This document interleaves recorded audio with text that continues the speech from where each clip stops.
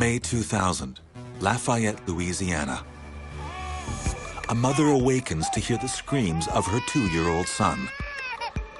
He was laying on his back, and he was kicking his feet up like this and pounding his fists like this, just kicking and screaming at the top of his lungs. Andrea Leininger cannot soothe her baby James. Eventually, he falls back to sleep. She thinks the nightmare is over, but really, it is just beginning. Then the next night he had another one, and it was the exact same thing, the same exact kicking motion. And the more he had it, the more bizarre it became because it was so specific and so repetitive. This marked the start of one of the best documented cases of possible reincarnation in history. Today, James Leininger is 12.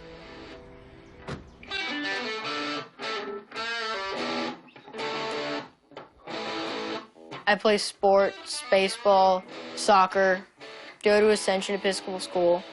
I have a lot of friends there. The other kids, when they were younger, say, I want to be a fireman, I want to be an astronaut, but I was always, I want to be a fighter pilot. I want to be in the Marines. Oh, you got your school pictures? Yeah. Oh, they came out nice. From the age of 3, James's parents began to hear stories from their son that shocked them. That their son was recalling things that connected him to a Navy pilot who died in 1945. They were skeptical. Bruce is an HR manager in the oil industry. Andrea is a former ballerina turned instructor. As Christians, they never believed in reincarnation, but they began to piece together an amazing story. The first clue came from the terrifying, non-stop nightmares that James began having at the age of 2. He was saying, airplane crash on fire, little man can't get out. Airplane crash on fire, little man can't get out. That's when I was like, oh my God, is that what he's been dreaming this entire time? What he was saying wasn't registering as much on me as what he was doing. He was flailing around in bed. And I remember the very specific thought I had at that point. This looks like The Exorcist. He was freaking out. I had this thought, he possessed, what is going on here? Within a year, the visions that greeted James in his nightmares began taking shape when he was wide awake.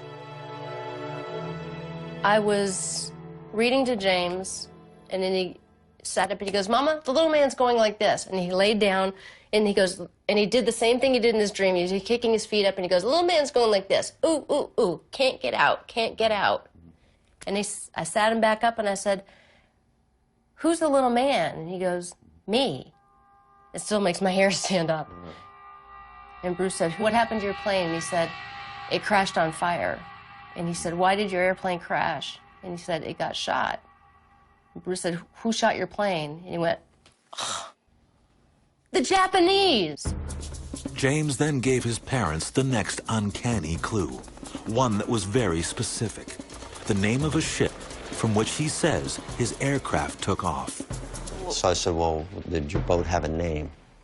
And he said, Natoma. And I'd never heard the word before.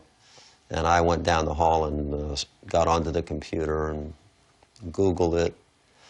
And down around hit 300, all there was this thing, Natoma Bay, CVE 62. Clicked on it, and up comes this history of a World War II aircraft carrier. And so that was the beginning of what the heck is going on here. Standing there staring at this picture of this little, it was like an aerial photo of this little aircraft carrier in the water, and we just stood there staring at it for a long time. I had no answers. You know, how could he know this? How could he know a person? How could he know a ship?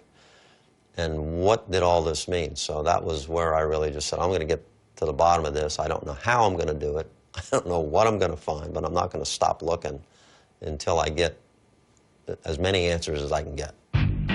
This was enough to send Bruce on an investigation, doing his own research. Over the next 2 years, he learned about the men from the Natoma Bay, both living and dead. And James kept giving his parents additional, tantalizing, eerie clues. Well, I kept asking him, do you remember what your name was? Do you remember what your name was? And he always said James. And I thought, well, he's 2, he's confused. He thinks I'm asking him what his name is. Then, James started drawing. That was one of my mission things. The mission thing, you remember that? Yeah. That's one of my favorite ones. The same thing, over and over. Like a movie, compressed all into one frame. An air battle. Flak. A plane on fire. And his signature, James 3. So one day I was in the kitchen, I was washing dishes, James had breakfast, and he had an airplane, he was just flying around like this, and he goes, Mama, before I was born, I was a pilot, and my airplane got shot in the engine and crashed in the water, and that's how I died. And I was just froze. It was such a bizarre thing to say, but it was just that matter of fact. There was no drama, there was no emotion to it. At 3, James started pretending to be a pilot, with an attention to detail that astonished his father. One day he dragged a car seat into the closet in my office, and he set up a little cockpit in there. He had a little play school console, and like it was going to be a cockpit, you know, and he's going back and forth. All of a sudden, the door comes flying open, and he comes rolling out of it. I said, James, what happened to you? He says, I said, did you fall? He says, no. He says, my plane got shot, and I bailed out. The next breakthrough came when Bruce was invited to the Natoma Bay Veterans Reunion. He asked about the names of men killed in battle. And this led him to finally solving the mystery of James 3. He called me on the phone and he said, you won't believe this, there's only one guy from Natoma Bay who was killed during the battle for Iwo Jima, and his name was James M. Houston Jr. And I said, wait, that would make our James 3. I was so excited. I'm like, that's it. I'm like, that's him. It's James M. Houston. His name is James. It's the James 3. James Houston Jr., World War II Navy pilot. At age 21, on March 3, 1945, his plane was shot down over Chichijima. Now, the skeptical parents were sitting on compelling proof that their little boy really was reincarnated. This plane, the Wildcat, is the plane that James M. Houston crashed in. And he was a test pilot for the Corsair. And he would test fly those off of carriers.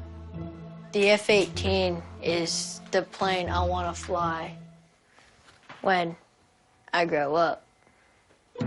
Since he was 2, James showed an unusual fascination for military air shows and an uncanny familiarity with vintage aircraft. His parents cautiously made contact with James Houston's only surviving relative, his sister, Anne. At first, she didn't know what to think about the little boy who claimed to be her brother reincarnated. But then, James asked her for a painting that only one person other than her knew existed. She sent this January 16th, 2006. It says, Dear James, I do hope that this is the picture you asked for. It is the only one of me done by my mother. I am sorry to be so long sending it to you. These past few weeks have been very busy and hectic. I hope you like it. With my love, Annie. James believed then, as he does now, that it was the dead pilot's soul asking for that picture.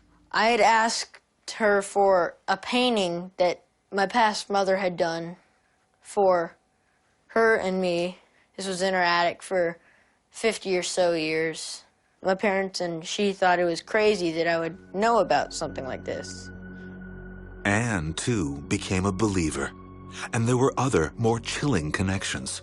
James had 3 G.I. Joes he named Billy, Walter, and Leon, names his parents thought were strange for a boy to choose. Bruce is like, hey, James, what are you going to name your G.I. Joe? And he's just playing, he goes, Walter. And so we were like, Walter?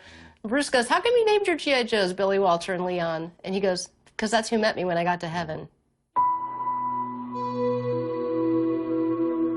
And it was one of those moments where, like, the blood drained out of our face, and we just kind of walked backwards. Bruce went in the office, I went in the office, we closed the door. He's in there going through papers like this. I'm like, what are you looking for? What are you looking for? He finds this piece of paper, and he's like, and he says, Billy Peeler, Walter Devlin, and Leon Connor were all in the same squadron as James Houston. I was like, when did they die? Did they die before? He's throwing papers around, pulls out another sheet, and he looked at the dates of death, and they all died before James Houston died. They all flew with him. Although James's dad remained skeptical that reincarnation might really be possible, what happened next was uncanny. So we're cleaning up the yard. He's playing in the leaves. I said, I just love you to bits. And he goes, well, he said, I knew you'd be a good daddy when I picked you. And I said, what? And he said, well, when I found you and Mommy, I knew you would be good parents. My head was shrinking to the size of a raisin, you know, my brain. I said, what do you mean when you found us? He said, well, I found you and Mommy in Hawaii. James told his father that he saw them in a pink hotel, which is where the Leiningers were staying when they decided to have James. Bruce and Andrea were cautious about asking doctors and psychiatrists for help. They decided to find their own solution to James's ordeal.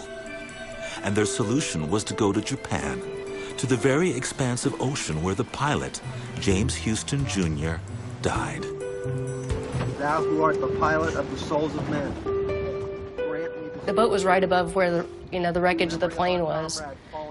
And Bruce did this beautiful memorial service, and so I thought that was a perfect moment for me to just say, I sat down with him and I said, Jim Houston's been a part of your life for as long as we can remember, and he's always going to be an important part of who you are, but you have a life to live as James Leininger, and it's time for you to say goodbye to Jim Houston. And he just started bawling. And he cried for about 20 minutes. He had everyone on the boat. It was the saddest thing I ever seen. He had everyone on the boat. Crying. It's time for us to say goodbye. James Houston.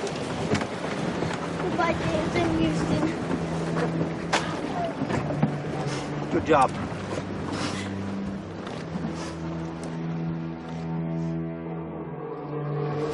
I salute you.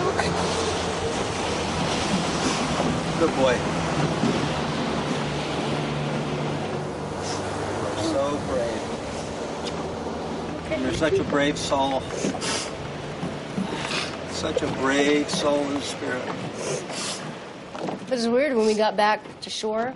It was something had changed. He left something there. He really did. It was palpable. You could see that he'd mourned that and everything that had happened and was ready to move on. And he really did at that point. That's kind of when everything really changed. I'm going to be the same thing that James M. Houston was, a pilot. The next picture that James Leininger drew was one of peace. The nightmares stopped. The memories started to fade. I don't want him to remember anything about his past life. He has a life, and I don't want him to be bogged down or confused or... Well, he's our son, he's not Jim Houston. Got a life to live. Today, James Leininger can remember nothing specific about the soul that used to torment him. The spirit that I used to have when I was 4, 5, 6 has gone away. I'm just James now. It's not... I still have James Houston in me, I think.